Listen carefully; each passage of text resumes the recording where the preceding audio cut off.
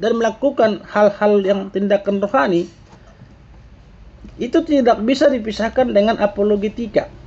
Ya, saya bisa pastikan sebenarnya kita tidak hanya hamba-hamba Tuhan ya. Semua Kristen pasti memiliki benih menjadi apologet sebenarnya. Contohnya ya, kalau si Jeffrey khotbah atau Vina khotbah begitu. Contohnya ada orang yang datang ke gereja begitu, contoh aja. Terus dikritik khotbahnya si Vina begitu. Masa Vina diam-diam aja? Enggak kan? Contohnya Vina, itu tadi khotbahmu tuh kok begini, dikritik. Contohnya khotbahnya si Vina. Nggak mungkin Vina diam kan? Pasti kasih penjelasan kan? Nah, itu sebenarnya sudah berapologet loh. Itu sudah ada benih-benih apologet itu. Jadi sebenarnya sederhananya itu apologet itu mempertanggungjawabkan sesuatu pendapat. Jadi kalau dibilang apologet Kristen berarti mempertanggungjawabkan kekristenan, kan begitu. Nah, makanya sebagai hamba Tuhan sebenarnya tidak bisa dipisahkan dari seorang mata kuliah ini. Ya. Nah, jadi sikap seorang apologis itu atau orang yang melakukan tindakan atau pekerjaan apologetika itu, dia harus menguruskan Kristus di dalam hidupnya terlebih dahulu. Ya, itu sikap ya. Jadi tidak bisa dengan kekuatan saya sendiri, tidak bisa begitu. Terus harus memelihara rasa hormat kepada sesama. Terkhusus itu lawan diskusi kita. Nah, jadi contohnya kalau kita berdiskusi jangan menganggap dia itu orang kemarin sore, orang yang belum berpengetahuan begitu, tidak bisa begitu. Jadi tetap kita menghargai lawan diskusi kita itu sebagai sesama manusia. Ya. Kemudian adalah seorang penolong. Ya, seperti prajurit. Nah, itu seorang apologet ya. Hanya menggunakan metode yang mempromosikan kebenaran. Nah, jadi seorang apologis ini harus mempromosikan kebenaran, bukan mempromosikan kemampuan pribadi. Ya. Bukan kemampuan pribadi yang dipromosikan di situ, tapi kebenaran firman Tuhan, Injil yang menjadi tujuan kita, ya. Kemudian tantanglah dasar-dasar penyembah berhala. Jadi namanya seorang apologet itu harus siap menantang penyembah berhala. Terus perjuangan mereka mempertahankan iman adalah untuk melawan ketidakpercayaan, bukan melawan orang yang tidak percaya. Nah, jadi ketika kita berapologet dengan orang, yang kita lawan bukan orang yang tidak percaya itu, atau orang yang lawan diskusi kita yang tidak percaya itu, bukan orangnya, tetapi melawan ketidakpercayaan yang ada pada pemahaman dia. Lebih ke arah melawan pemahaman dia, bukan. Makanya kan menjadi seorang apologet itu kan yang bermain itu bukan fisik kan. Kalau bermain fisik itu bermain tinju namanya itu, iya kan? Jadi seorang apologet itu yang bermain itu adalah argumen, ya. Terus kewaspadaan dan kesiapsediaan dalam segala hal, dalam segala waktu untuk memberikan pertanggungjawaban iman, ya. Nah, jadi sekali lagi sebenarnya kita yang ada di sini ini tidak bisa dipisahkan dari mata kuliah ini. Karena nanti kan seperti yang di pendahuluan kemarin kan, kita itu kan baik di dalam masyarakat yang di dalam lingkup Kristen maupun di non Kristen, kita itu majemuk, ya. Lingkungan Kristen itu kan sangat majemuk, Kristen aja, apalagi di luar kekristenan kan. Nah, jadi kita harus siap, ya. Nanti ditanya coba kalian mahasiswa. Oke. Itu tambahan dari pendahuluan kemarin yang saya tambahkan ya. Jadi sekali lagi jangan anti terhadap mata kuliah apologetika. Dan itu sebenarnya kita rasakan nanti di dalam setiap pelayanan kita. Jadi kita harus siap memberikan argumentasi. Tanpa, nggak boleh marah-marah ya. Tadi kan dengan lembut lembut, harus dengan rasa hormat, kayak gitu. Jadi kalau ada seorang apologet marah-marah begitu, itu bukan apologet itu, ya kan? Harus tetap, karena kan tujuan kita itu kan memberitakan Injil. Kalau dia marah-marah itu berapologet begitu, itu petinju namanya itu ya, atau pemain apa begitu, karate, kungfu gitu. Dan juga tidak bisa, nggak boleh maki-makian juga kan, kalau kita melihat di media sosial sekarang ya sampai maki-makian begitu. Terus itu yang ditonjolkan apa? Ya, yang ditonjolkan apa di situ? Kemarahan kan? Nah, ini yang perlu kita pahami, sikap menjadi seorang apologis. Makanya kan kemarin di dalam 1 Petrus 3 itu kan harus dengan apa? Coba kita baca lagi itu kemarin di mana itu ya? Vina, di mana kemarin itu? Coba dibaca dulu yang kemarin. Dasar kita. Coba baca dulu di 1 Petrus 3 ayat 15 itu.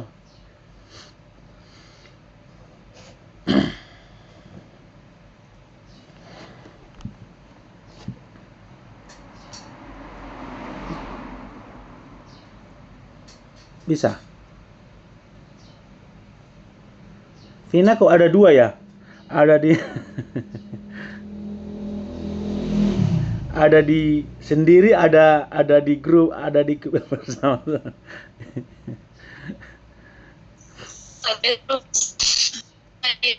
Satu ya. 1 Petrus 3 ayat 15.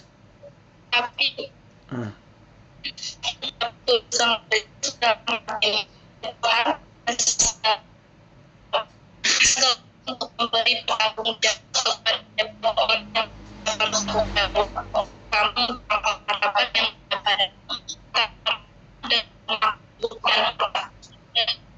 ya. Tetapi kuduskanlah Kristus dalam hatimu sebagai Tuhan, dan siap sedialah pada segala waktu untuk memberi pertanggungan jawab kepada tiap-tiap orang yang meminta pertanggungan jawab dari kamu tentang pengharapan yang ada padamu, tetapi haruslah dengan lemah lembut dan rasa hormat.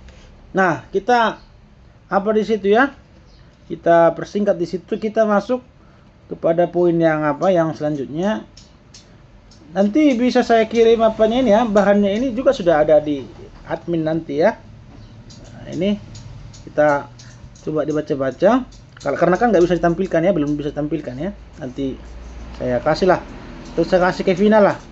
Tunggu ya Vina, saya kirim lagi ke kamu ya, bisa lihat PowerPoint-nya ya, Vin? Iya. Ya, ntar ya. Saya kirim di WA.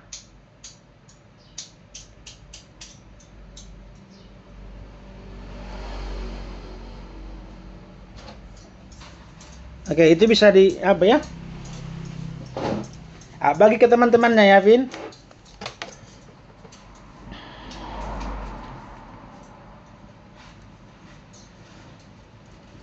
Iya.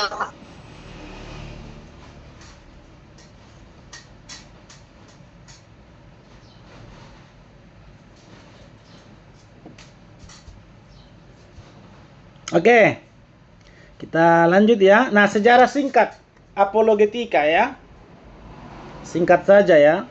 Sebenarnya di abad-abad pertama sudah terjadi apologetika, sudah terjadi beberapa berbeda pandangan. Makanya dikatakan apologetika Kristen telah memiliki berbagai bentuk selama berabad-abad, dimulai oleh Rasul Paulus. Nanti kita lihat ya, di dalam surat-suratnya Rasul Paulus juga sering melakukan apologetika. Ya, yang dimulai oleh Rasul Paulus. Karena kan tahu ya, Rasul Paulus itu orang yang berpendidikan.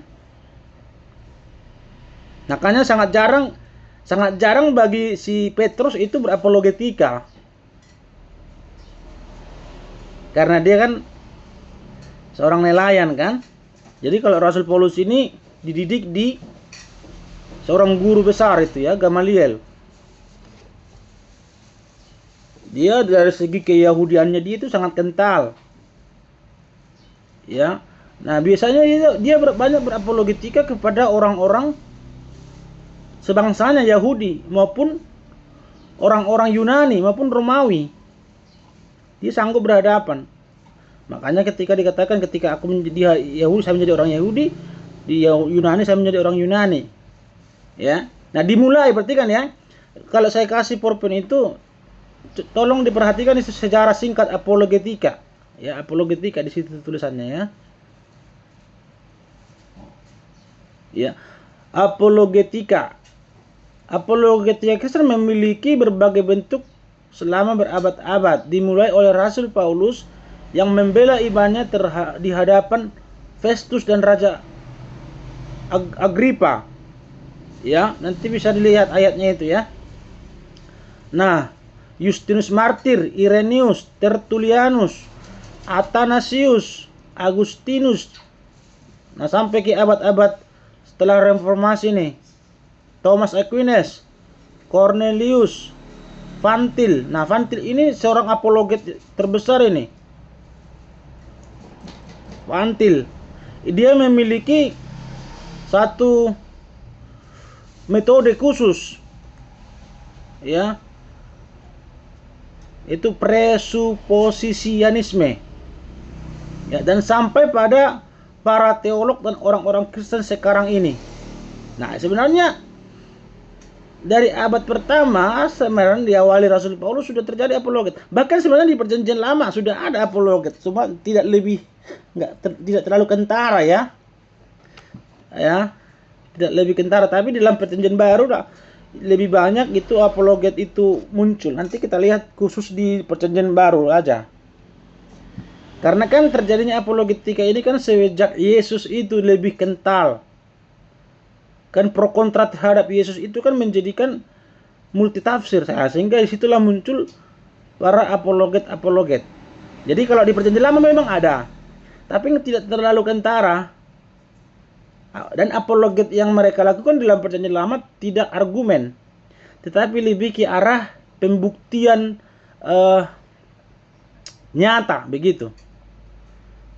Ya.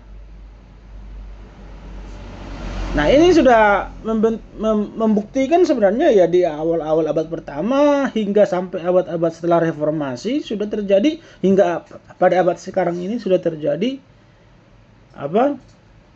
sudah, dan sampai sekarang ya apologetika itu masih tetap eksis. Karena memang sekali lagi saya katakan kita tidak bisa dipisahkan dari apologetika. Ya. Apalagi kita sebagai orang Kristen yang militan begitu, kalau bisa jangan sampai disalahpahami tentang Kristus, doktrin Tritunggal. Nah, kalau bisa jangan sampai ke situ.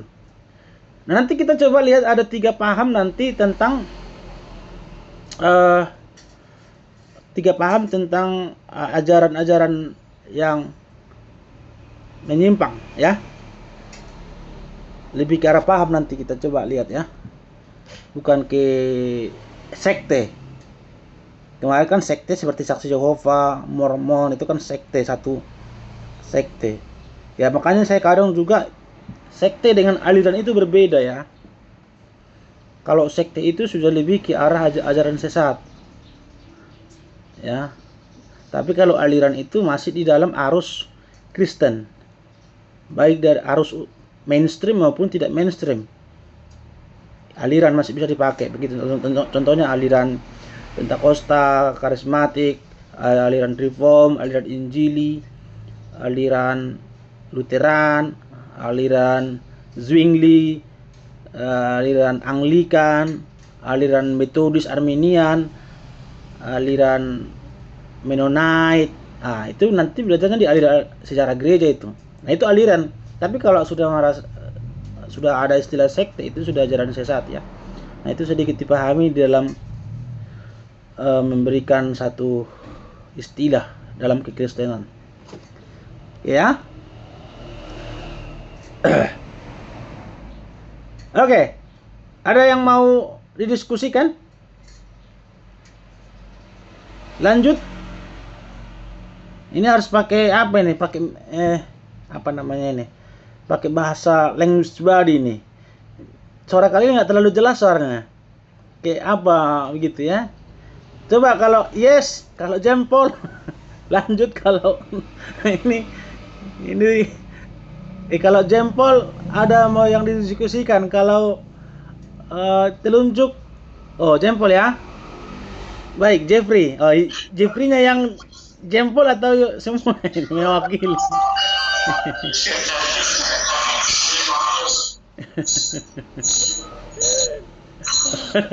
Oke, kita lanjut lah dulu ya.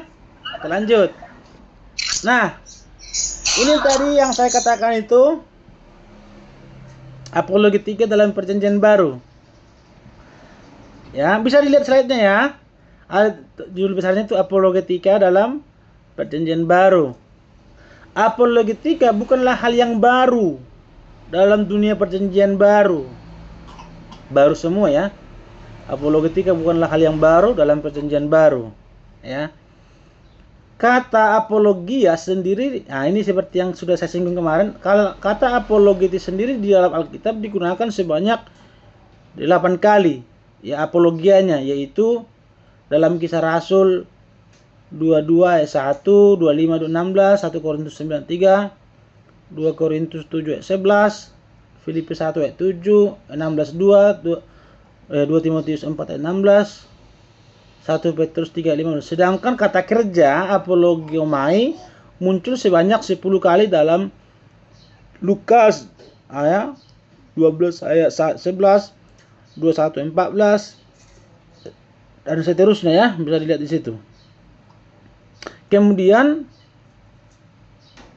kegiatan apologetika sendiri telah hadir semenjak berita Injil dideklarasikan untuk mengkonfrontasi setiap wawasan dunia yang menyimpang. Dengan kata lain, apologetika telah ada semenjak Tuhan Yesus memulai pelayanannya. Nah, ini yang tadi saya katakan itu. Sebenarnya tadi kan dalam perjanjian lama sebenarnya sudah ada apologetika itu. Kita bisa melihat nanti di sana ya. Tapi lebih ke arah pembuktian tindakan nyata begitu. Tapi lebih sangat menonjol apologetika itu dalam perjanjian baru, dikatakan semenjak Tuhan Yesus memulai pelayanannya. Ya. Kita kan bisa melihat kan Tuhan Yesus ini sangat dibicarakan dari abad ke abad loh. Coba kita perhatikan. Siapalah satu oknum yang menjadi kontroversi, kalau kita kasih kata kontroversi, yang masih dibicarakan dengan hangat sekarang? Pendeta. Yang mungkin, siapalah yang pendeta yang terkenal kira-kira? Billy Graham lah. Iya kan? Kenal Billy Graham ya? Itu abangku itu. Billy Graham. Tahu Billy Graham ya? Dari Amerika, Gereja Baptis itu. Itu wow. Banyak sekali itu pengikutnya itu. Ya baru meninggal itu di tahun berapa itu ya? Lupa saya. 2000-an kah atau apa itu ya? Di bawah 2000, kurang tahu saya. Masih baru sebenarnya meninggal. Nah, itu salah satu apa saya dulu itu. Pengkhotbah favorit saya. Jadi setiap hari saya harus dengar khotbahnya itu. Billy Graham. Wih, ribuan itu. Searching aja Billy Graham. Suaranya itu menggelagu itu, sangar itu suara itu. Ya. Nah, coba apakah sampai sekarang masih dibicarakan nggak Billy Graham itu? Seterkenal itu? Nggak ada kan? Nggak ada lagi. Sudah lenyap kan begitu. Maksudnya lenyap berita itu tentang dianya. Tapi coba bayangkan Yesus ini yang kontroversi ini. Di dalam Yahudi aja dia kan kontroversi kan. Kan orang Yahudi pada saat ini kan belum menerima Yesus sebagai Tuhan. Karena kan dia menanti bahwa pikiran mereka Mesias yang mereka nantikan itu memimpin mereka secara politik. Kan tahu kan bahwa orang Yahudi ini kan dibudak dari bangsa ke bangsa semenjak pecahnya bangsa Israel terbagi dua, utara dan selatan kan. Nah, di situ mereka dijajah oleh yang dibuang ke apa kan, ke Babel sama ke apa kan, apa itu namanya itu ya, lihat di perjanjian lama itu ya. Nanti kan habis itu kan mereka dijajah oleh Persia, dijajah orang Yunani, dijajah Rom, dijajah itu sampai kepada kedatangan Yesus itu mereka masih dijajah oleh orang Romawi. Jadi konteks pada waktu itu kan Yesus kan dalam kelahiran Yesus itu dalam konteks bahwa Yesus Israel atau Yahudi dijajah oleh orang Romawi. Ya, makanya mereka belum menerima Yesus yang kita percaya saat ini sebagai Mesias. Mereka masih menantikan Mesias yang sesungguhnya. Karena definisi Mesias yang mereka maksud itu adalah memimpin mereka secara politik, secara negara. Karena mereka sudah lama diperbudak nih. Mereka menantikan janji Tuhan. Iya kan? Makanya sementara Yesus itu kan kok malah mati begitu loh. Kok malah mati? Bagaimana ini bisa kami menjadi orang yang bebas begitu? Nah, sehingga mereka tidak percaya kepada Yesus sebagai Mesias yang mereka nantikan. Mereka masih menanti-nanti sekarang. Tak sampai kapan itu? Ya. Nah, itulah sebabnya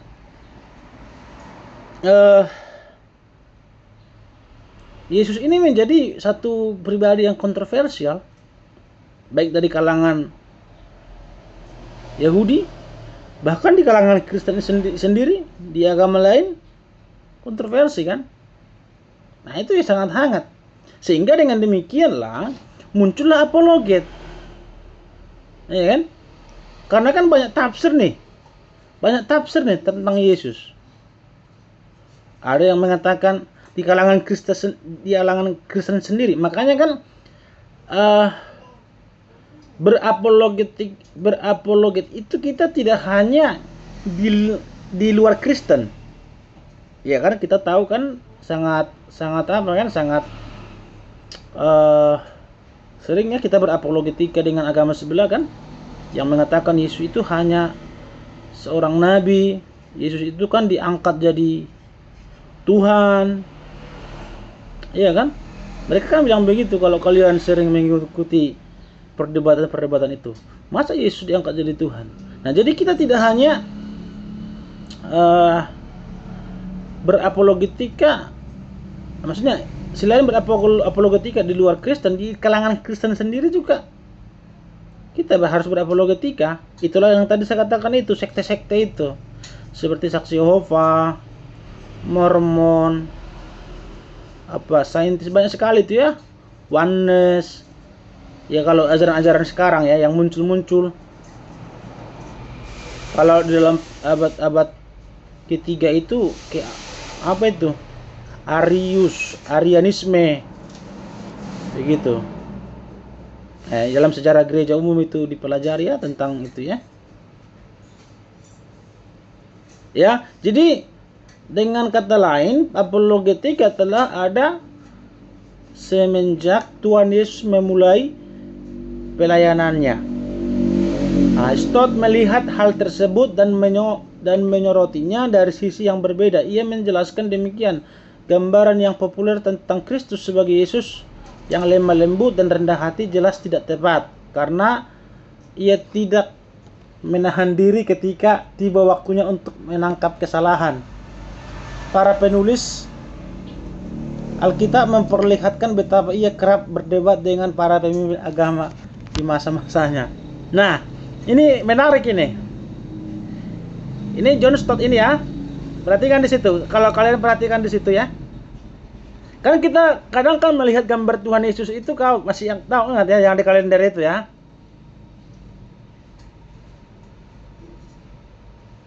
Masih iya, tahu ya. Tapi itu bukan gambar Tuhan Yesus ya sebenarnya ya. Itu hanya lukisan seniman itu ya. Nah, maksudnya si Stott ini mengatakan demikian. Sebenarnya gambar-gambar Tuhan Yesus yang beredar sekarang ini kan kadang kan begini loh, gambar Tuhan Yesus yang ada di kalender, yang ada di film-film itu kan dicari kan orang artis yang agak lemah lembut kan, rendah hati, wajah itu agak tampan, ya kan, tampannya kayak Jeffrey.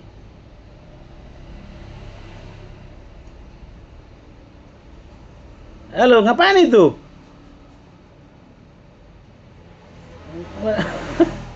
Iya kan? Dicari kan gambarnya. Terus setelah ini si Stott ini bilang begini, gambaran yang populer tentang Yesus sebagai Yesus yang lemah lembut itu tidak cocok katanya.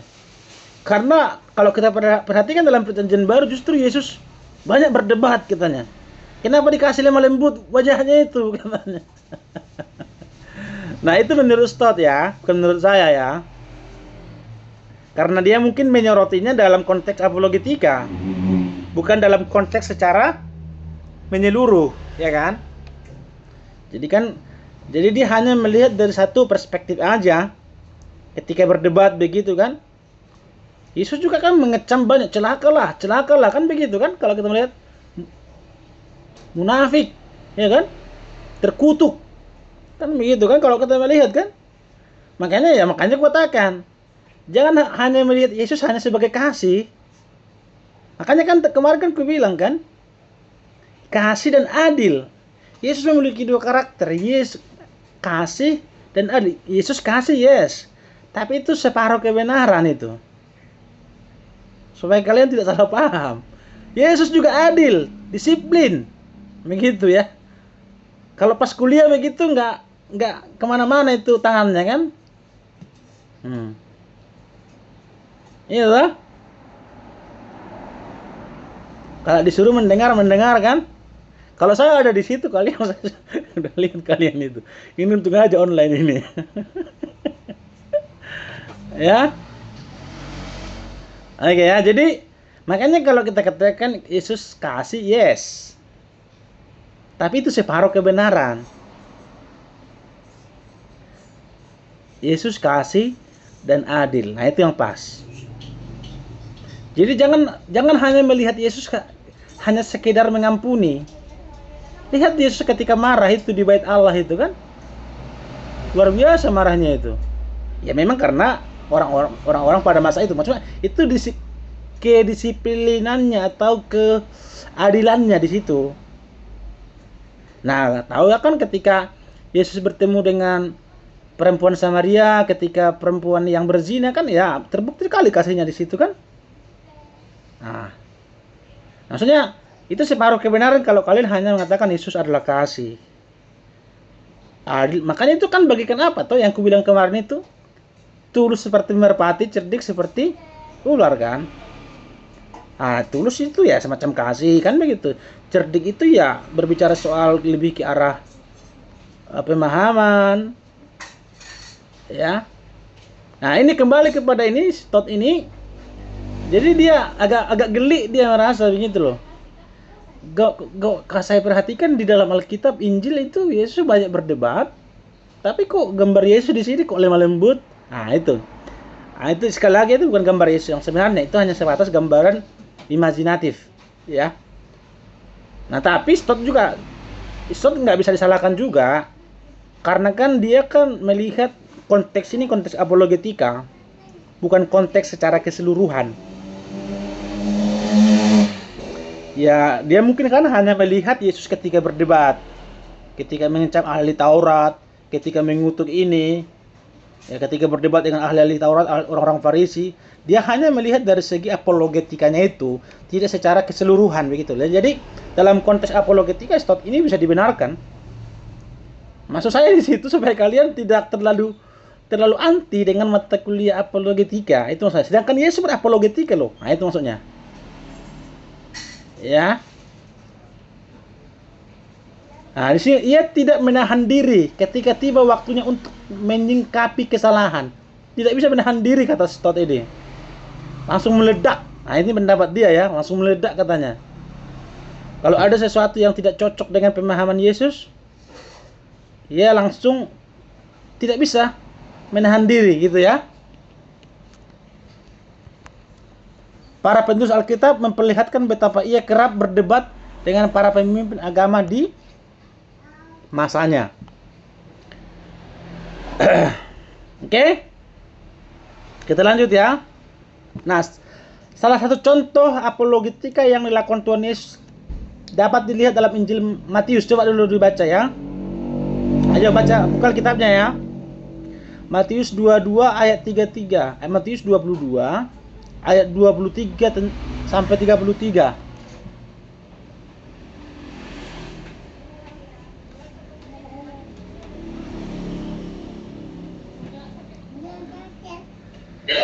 Apa bisa dibacakan dengan suara yang jelas sampai ke sini? Matius Oke. 22 23 ya. Ya, ya ada di PowerPoint ya. Ya. Matius 22 ayat yang ke-23 dengan berikut pertanyaan orang Saduki tentang kebangkitan.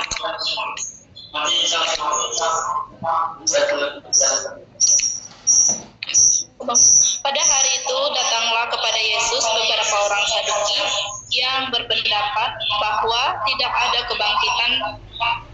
Mereka bertanya kepadanya, "Guru, Musa mengatakan bahwa jika seorang mati dengan tiada meninggalkan anak, saudaranya harus kawin dengan istrinya itu dan membangkitkan keturunan bagi saudaranya itu. Tetapi di antara kami ada 7 orang bersaudara, yang pertama kawin, tetapi kemudian mati. Dan karena ia tidak mempunyai keturunan, ia meninggalkan istrinya itu bagi saudaranya. Demikian juga yang kedua dan yang ketiga sampai dengan yang ketujuh. Dan akhirnya, sesudah mereka semua, perempuan itu pun mati. Siapakah di antara ke-7 orang itu yang menjadi suami perempuan itu pada hari kebangkitan? Sebab mereka semua telah beristrikan dia." Yesus menjawab mereka, "Kamu sesat, sebab kamu tidak mengerti kitab suci maupun kuasa Allah. Karena pada waktu kebangkitan orang tidak kawin dan tidak dikawinkan, melainkan hidup seperti malaikat di sorga. Tetapi tentang kebangkitan orang mati, tidakkah kamu baca apa yang difirmankan Allah ketika ia bersabda, 'Akulah Allah Abraham, Allah Ishak dan Allah Yakub'. Ia bukanlah Allah orang mati, melainkan Allah orang hidup." Orang banyak yang mendengar itu takjub akan pengajaran. Ya. Kan perhatikan di situ ya, Yesus bilang apa? Jeffrey dan yang lain. Jeffrey, Yesus bilang apa itu argumen Yesus?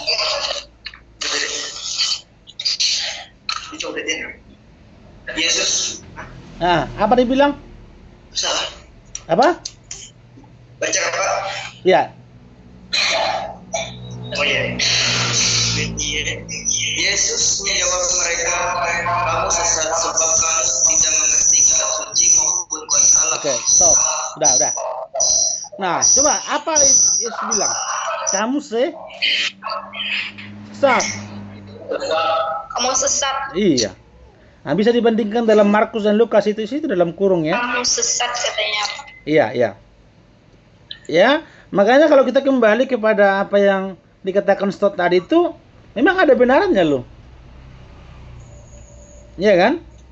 Ada benarnya. Iya. Ada benarnya. Sesat loh, itu kan makanya aku bilang kembali, kalau kita mengatakan Yesus adalah kasih, iya betul. Tapi itu separuh kebenaran. Tapi Yesus tegas, Yesus disiplin, ya. Itu baru Yesus kasih dan adil. Itu baru kebenaran yang utuh. Kalau kita Yesus kasih, nanti para agama sebelah lah nanti kita marah-marahi kita. Ini ada kok Yesus gini-gini katanya. Mendingan kita langsung antisipasi. Yesus adalah kasih dan adil. Begitu toh? Nah, itu sudah beres itu. Ya, bagian daripada sesat itu bagian dari keadilan dia. Tidak bisa melihat orang yang salah mengartikan kebenaran kan? Ya makanya kalau kalian melihat seorang pendeta, kalau dia menegur dengan tegas begitu, jangan anggap dia juga sedang menjatuhkan kamu kan? Sama seperti begini kan? Ada anak kecil, di depannya sudah ada api begitu. Di depannya sudah ada api, tinggal melangkah satu langkah lagi dia akan nyawanya yang menjadi taruhannya kan? Nah, seorang yang memiliki jiwa menolong, dia nggak mungkin kan menolongnya itu dengan lemah lembut. Sini anak, nggak mungkin kan? Bila perlu ditendang kan anak itu supaya jauh dari api kan? Betul nggak? Betul nggak sih? Gak mungkin dengan lembut. Sini anak, sini nak, jangan di api. Padahal sudah di depannya api kan? Bila perlu anak itu ditendang. Nah, apakah ketika kita tendang anak itu kita jahat? Bukan kan?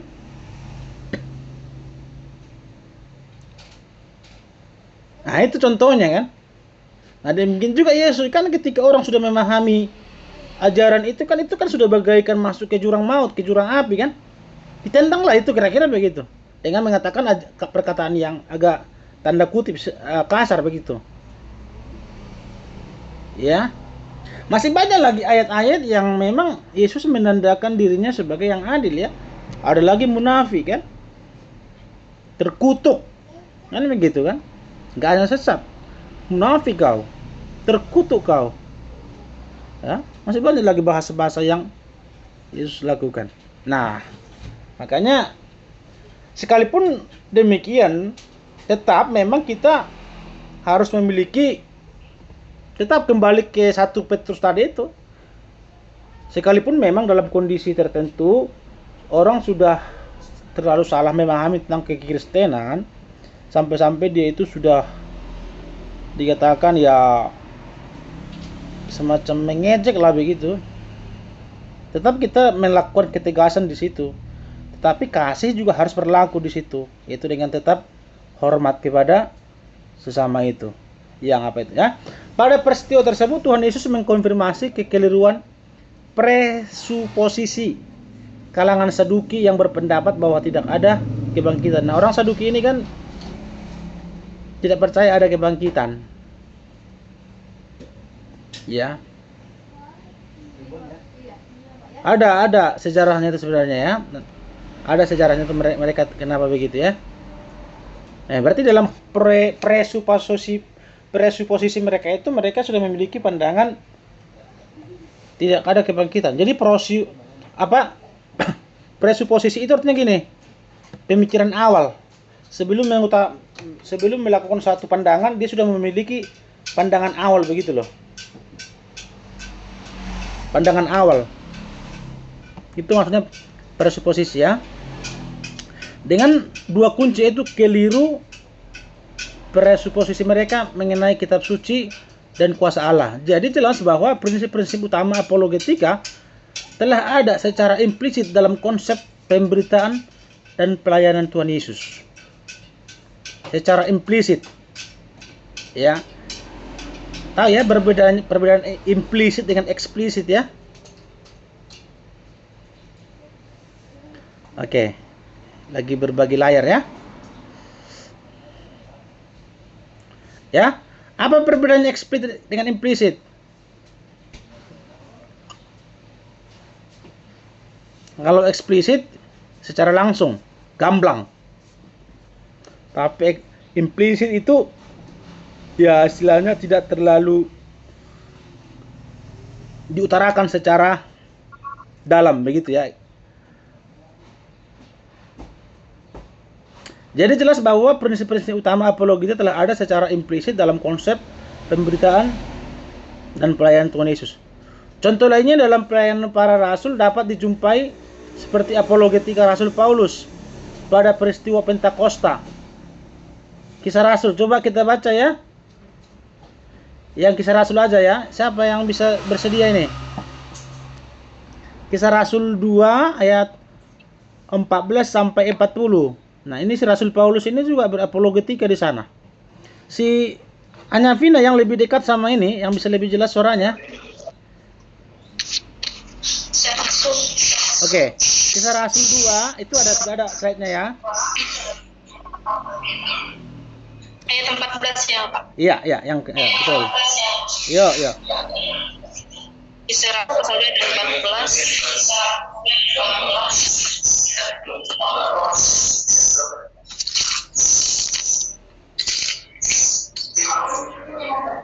Ayat 14. Ya. Khotbah Petrus.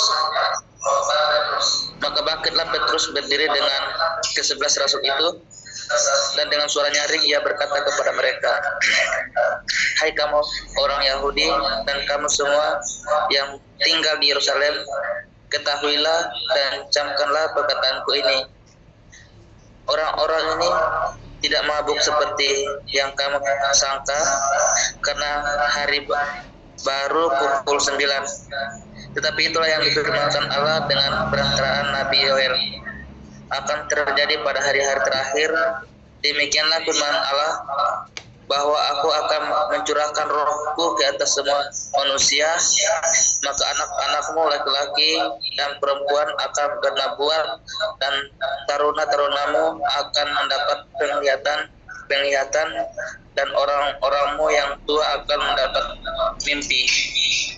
Juga ke atas hamba-hambaku laki-laki dan perempuan aku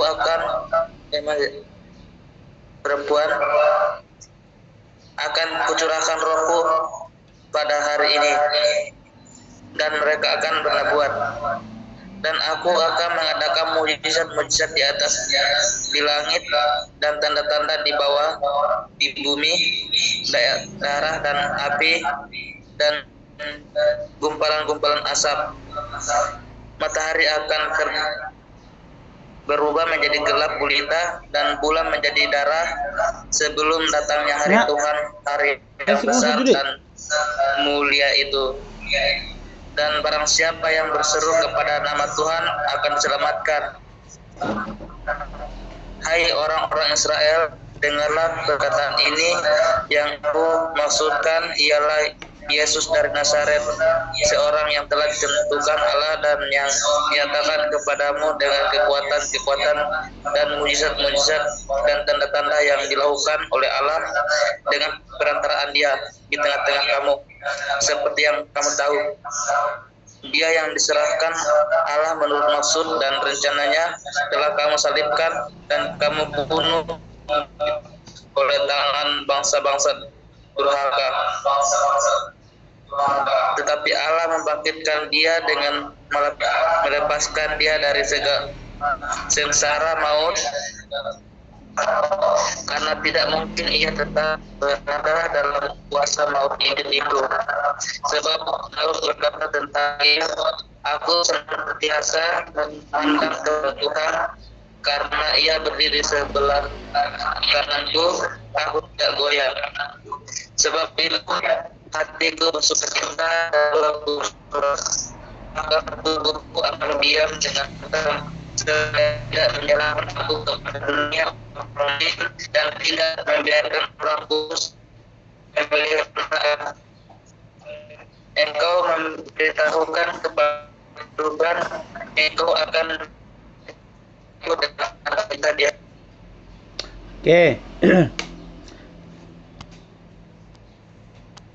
Oke. Kita bisa melihat di situ ya. Itu khotbah Petrus itu merupakan satu apologetika ya. Maka bangkitlah Petrus berdiri dengan ke-11 rasul itu, dan dengan suara nyaring ia berkata kepada mereka, "Hai kamu orang Yahudi, kamu semuanya tinggal di Yerusalem, ketahuilah dan camkanlah perkataan ini, orang-orang ini tidak mabuk seperti yang kamu sangka." Nah, karena kan di dalam ayat yang ke-13 itu kan mereka kan menyindir kan, tetapi orang-orang lain menyindir mereka sedang mabuk oleh anggur. Kan ini terjadinya pada hari Pentakosta. Di sana kan berglosalalia toh, berbahasa lidah. Ya. Nah, jadi orang-orang pada masa itu seperti banyak orang-orang pada waktu itu ya, ada dari Partia, Media, Elam dan lain sebagainya, dan banyak datang waktu itu di situ. Tetapi ada orang lain menyindir mereka sedang mabuk oleh anggur, dengan berglosalalia tadi itu, berbahasa lidah. Nah, makanya Petrus berdiri dalam khotbahnya, mereka itu bukan mabuk, tetapi itu adalah dikatakan ayat yang ke orang-orang ini tidak mabuk seperti yang kamu kira, karena hari baru pukul 9. Tapi itulah yang difirmankan Allah dengan perantaraan Nabi Yoel akan terjadi pada hari-hari terakhir. Demikianlah firman Allah. Nah, itu ya merupakan satu apologetika daripada Paulus juga. Ya. Atau kita coba baca yang satunya ya, Kisah Rasul 26 itu ya. Siapa yang selain itu ya, selain Vina sama Jeffrey tadi ya. Kisah Rasul 26 ayat 1 sampai 29. Ayo, siapa yang bisa baca? Saragi aja dulu.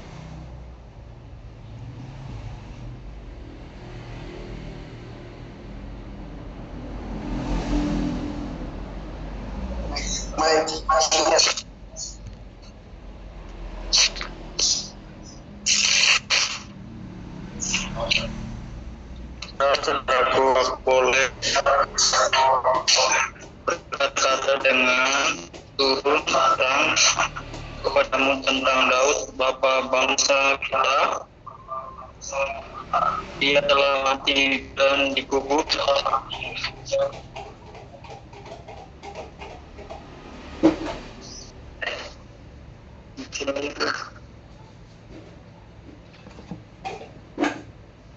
Dan dikuburnya masih ada pada kita sampai hari ini. Baca ayat berapa itu ya? Ayat 29. Kisah Rasul 26 ayat 1 sampai 29 kan? Terlalu panjang itu ya. Oke, sudah. 26. Oke, sudah. Ini aja saya jelaskan aja sudah. Udah, cukup. Agak panjang ini. Sudah. Nah, di sini kan Kata Paulus, aku mau berdoa kepada Allah.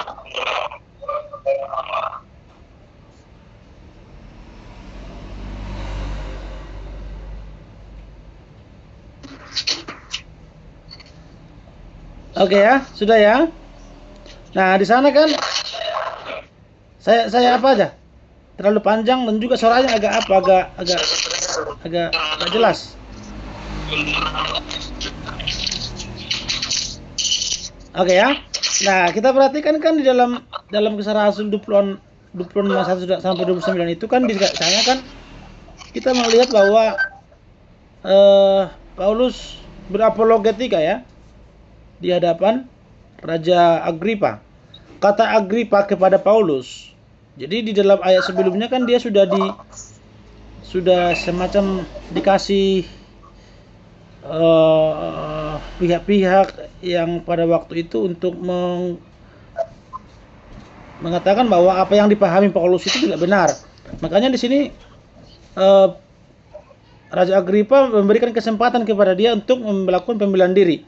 Kata Agripa kepada Paulus, engkau diberikan kesempatan untuk membela diri. Paulus memberi isyarat dengan tangannya, lalu ia memberi pembelaan seperti berikut. Nah, itu kita bisa baca ya, panjang itu ya. Nah,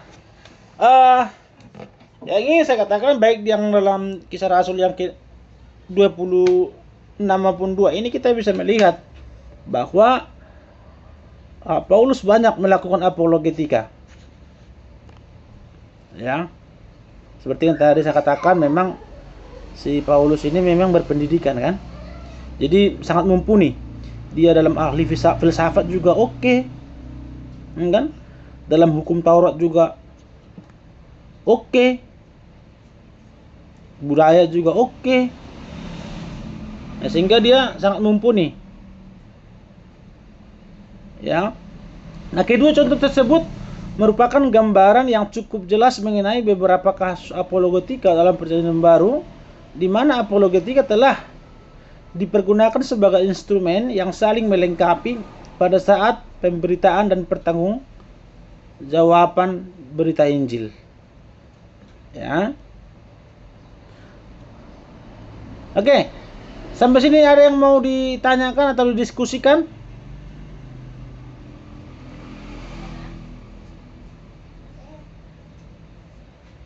Ayo. Oke, silakan Vina. Ya.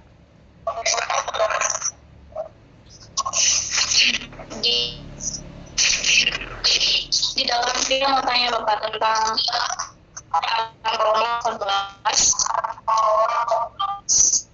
Nggak jelas ayat suaranya. yang pertama. Karena itu saudara-saudara, demi kemurahan Allah, aku bersiapkan kamu supaya kamu mempersembahkan tubuhmu sebagai persembahan yang hidup, yang kudus, dan yang berkenan kepada Allah. Itu adalah ibadahmu yang sejati. Yang Vina mau tanya itu tentang kata kudus. Kan kebanyakan kayak ada kan Vina punya teman dia tuh, mereka tuh masih belum mengenal Tuhan. Nah, mereka tuh suka merokok, suka minum-minuman, pokoknya hidup dalam kebebasan seperti itu. Waktu zaman SMA, waktu itu Vina sama waktu zaman SMA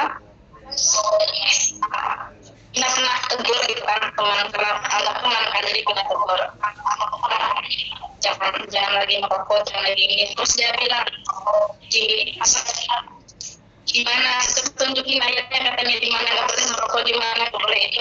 Vina bilang karena tubuh kita itu kan adalah tubuh Kristus, jadi nggak boleh diapain gitu kan, nggak boleh dirusak atau maksudnya nggak boleh di itu, karena di ayat firman Tuhan ini katanya hidup yang kudus dengan kepada Allah itu adalah ibadahmu yang sejati. Berarti tubuh kita itu adalah baik Allah atau tubuh Kristus. Nah, katanya terus kalau baik tubuh kamu itu baik Kristus atau tubuh Kristus, katanya kenapa kamu masih beribadah atau suka bergereja gitu. Jadi dia tuh kayak apa ya, menyangkal seperti itu apa yang Vina kasih tahu sama dia. Sebenarnya orang Kristen juga sama Kristen. Suara Vina. Jadi bagaimana cara kita menghadapinya kalau ada teman kita yang akhiri itu atau seperti itu. Oke. Sudah, Vin? Jadi menyinggung yang kata kudusnya aja Bapak. Misalnya tuh kamu tuh sok rohani lah, sok kudus gitu kan. Padahal sama-sama manusia gitu. Sorry, Vina. Dengar suara saya ya. Suaramu nggak terlalu kedengaran. Kasih dulu pertanyaan singkat aja. Ini suaranya bergerumurun, nggak jelas. Maksudnya, coba pertanyaan singkat aja. Kalau tubuhmu adalah apa? Kalau tubuhmu adalah bait Allah, coba.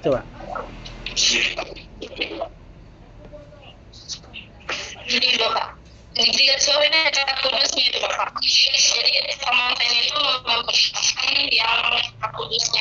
Karena aku bilang kayak tubuh itu kudus gitu kan, dari dengan kayak merokok, minum keras atau apa seperti itu.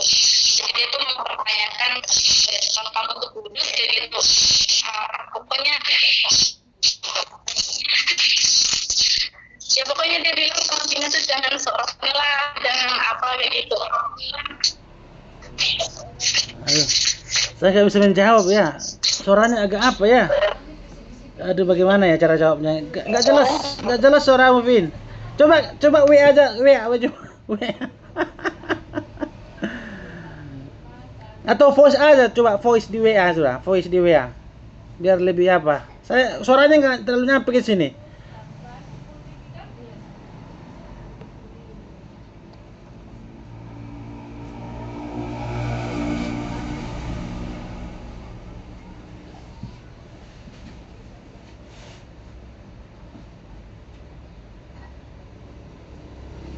Suara aja nggak apa-apa, biar cepat.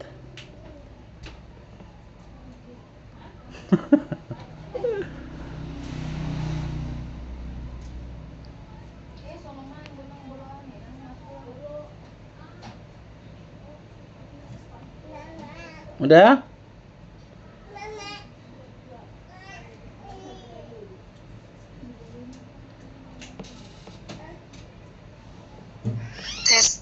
jelas Pak? Oke. Nah, itu bagus. Oke. Tadi kan Pina bertanya di dalam Roma pasal 12 ayat 1 yang itu tentang kekudusan. Jadi yang Pina mau tanyakan itu tentang kata kudusnya itu, karena Pina tegur.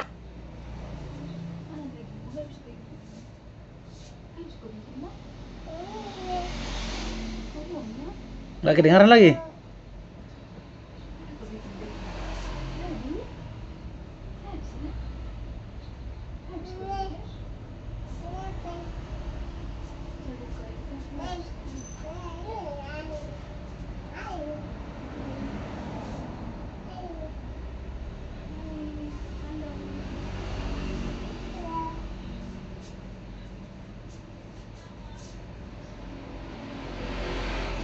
Nah,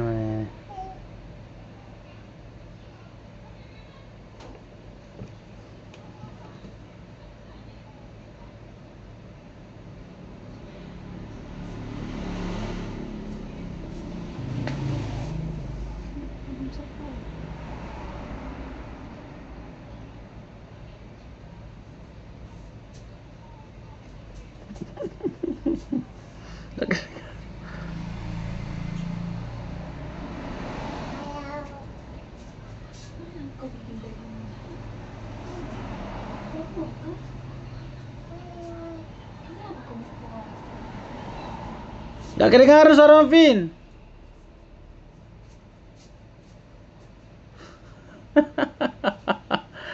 Waduh, Pak. Coba di W aja sudah.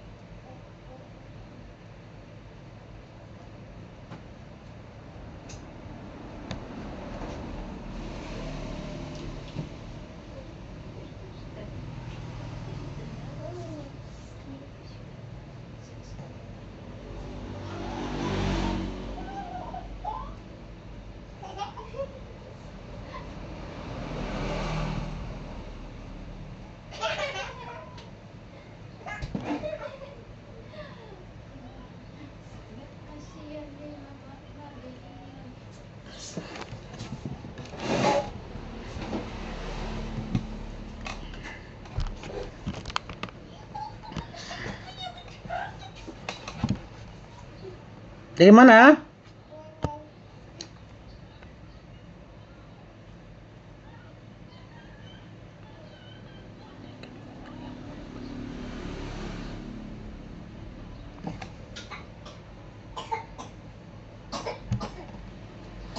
Bagaimana cara kita menyikapi orang yang menyangkal kata kekudusan?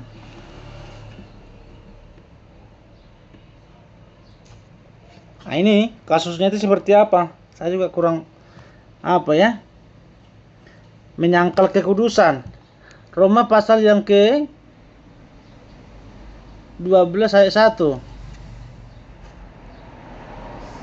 Coba ya. Roma 12 ayat 1. Karena itu saudara, demi kemurahan Allah aku menasihatkan kamu supaya kamu mempersembahkan tubuhmu sebagai persembahan yang hidup, yang kudus dan yang berkenan kepada Allah. Itu adalah ibadahmu yang sejati. Tadi pertanyaannya, bagaimana cara kita menyikapi orang yang menyangkal kata kekudusan? Abstrak sekali ya.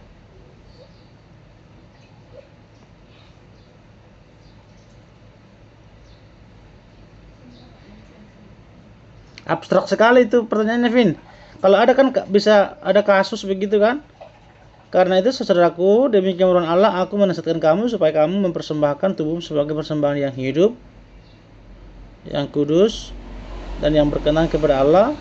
Itu adalah ibadahmu yang sejati. Kenapa disangkal rupanya?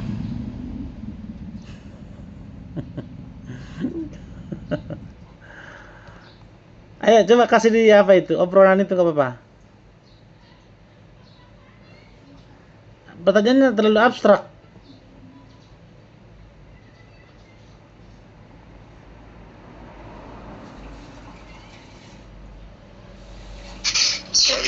Coba, sudah jelas. Coba. Ya Pak, sudah Pak. Coba. Ini aku bertanya Pak. Menurut orang Islam bahwa Yesus yang disalibkan itu bukan Yesus katanya, karena Tuhan Yesus yang asli diangkat ke surga dan ada seorang pemuda yang menyamar jadi Tuhan Yesus kata ya ini salib itu. Ya Pak, itu Pak pertanyaannya. Katanya ya gini loh. Itu sudah pertanyaan basi itu. Saya sudah sering gitu, memang gitu. Gini loh kawan-kawan, semua orang bisa mengklaim apapun loh. Mau Yesus disuruh mati di apa itu pohon apa begitu, itu orang bisa mengklaim. Sekarang kan pembuktiannya, bagaimana kita bisa membuktikan orang lain itu siapa coba? Itu dulu pertanyaan, orang lain siapa? Kalau jelas orang lain yang dimaksud itu siapa, pemuda orang lain itu siapa, nah kita telusuri dia, kriterianya itu. Begitu loh. Coba kira-kira tadi si Jeffrey yang bertanya itu ya. Kira-kira orang pemuda yang dimaksud orang lain itu siapa, Jeff? Itu abstrak juga itu. Biar kita coba telaah orangnya kan begitu. Bisanya orang lain kadang mereka yang diserupakan, bisanya bahasa yang mereka gunakan ya. Mereka kadang bilang Yudas, ya kan? Sekarang orangnya siapa? Ya, sama seperti ketika mereka mengatakan Alkitab sudah dipalsukan kan? Tapi kalau ditanya mana yang asli ya mereka tidak bisa buktikan kan? Sesuatu bisa dikatakan itu palsu ketika ada pembuktian ada yang asli kan? Contohnya dikatakan ini uang palsu karena kita tahu ada uang asli. Jadi nanti kan dibandingkan kan? Ada perbandingan kan sehingga kita bisa mengklaim itu palsu. Nah demikian juga ketika dikatakan kitabmu palsu, berarti ada yang asli dong. Mana yang asli bilang begitu kan? Nah demikian juga dengan argumen yang mereka katakan. Yesus katanya diserupakan, bukan Yesus yang mati kan begitu. Nah yang diserupakan dengan siapa? Itu dulu kan. Kalau mengklaim diserupakan dengan ada begitu, pokoknya ada, itu kan apaan begitu? Bagaimana argumentasi akademiknya itu kan? Siapa kira-kira yang dimaksud?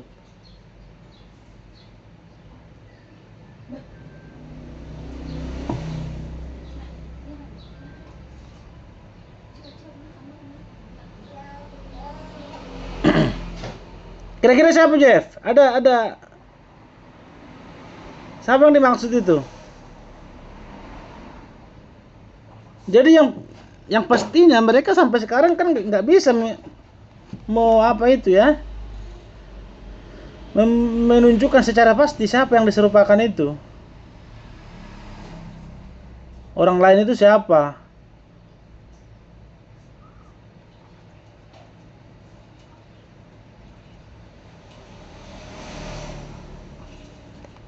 Jeff, ada siapa orangnya Jeff? Bukan aku Pak bilang. Siapa orangnya itu? Yang diserupakan itu? Kurang jelas Bapak. Oh, enggak suara saya juga nggak jelas ya? Kayak mantul. Suara saya jelas? Halo? Iya Pak, sudah Pak. Suara saya jelas tidak? Sudah Pak. Sudah Bapak, sudah. Sudah ya? Sudah ya? Iya Pak. Cuma Pina yang dengar atau yang lain dengar juga? Dengar Pak, dengar. Semua dengar ya? Pantasan tadi tidak connect pertanyaan saya ke Jeffrey. Gini loh Jeff. Semua orang bisa mengklaim apapun.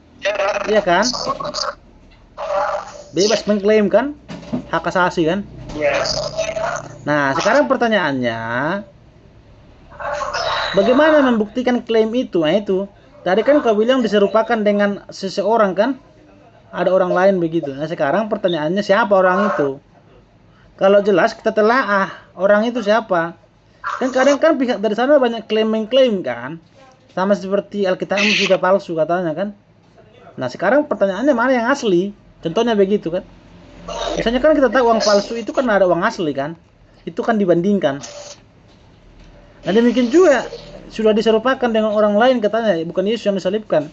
Nah siapa? Nah kalau jelas orangnya siapa ya kita coba telaah dari segi kriteria, sanggup nggak dia itu menerima disalibkan? Sanggup nggak? Kalau Yudas sanggup nggak dengan dia apanya itu penjualan uang itu, kira-kira sanggup nggak? Nah maksud siapa? Itu ya, jadi kalau masalah klaim itu orang gila pun bisa itu. Iya kan? Ya kan orang gila kan bilang apa? Aku sehat loh, aku sehat. Diketawain orang yang sudah orang sehat kan? Orang gila, aku sudah sehat, kita kan itu klaim kan? Padahal dia yang namanya mengklaim itu ya bebas aja. Nah sekarang pembuktian data, pembuktian argumen itu yang kita butuhkan.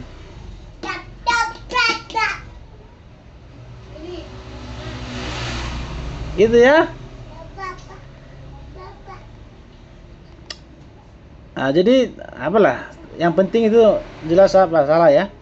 Ada tadi Vina pertanyaan, coba lagi Vina, tadi ini udah jelas mungkin Vina.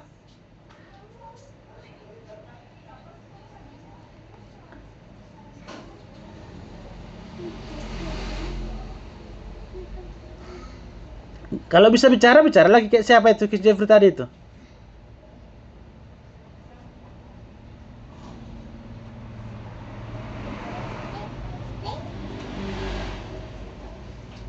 Tadi pertanyaan abstrak sekali loh. Bagaimana kita menyingkapi orang apa yang menyangkal kekudusan gitu ya?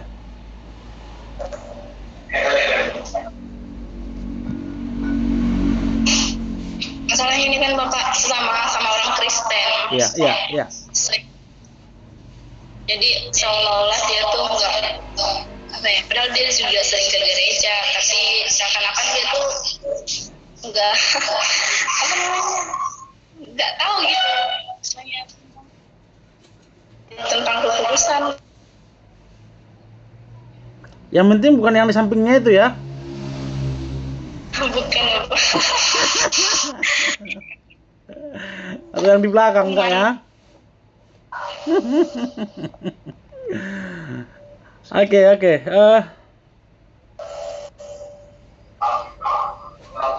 Atau mau lanjut itu Vina, ada itu aja kan? Nggak ada lagi kan? Ada sih.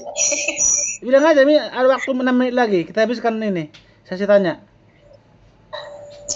Di dalam itu Bapak, di dalam Mazmur pasal 20 pasal 69 ayat yang ke-9. Bentar. Mazmur berapa? Mazmur 69 ayat 9. Mazmur 69 ya. Ayat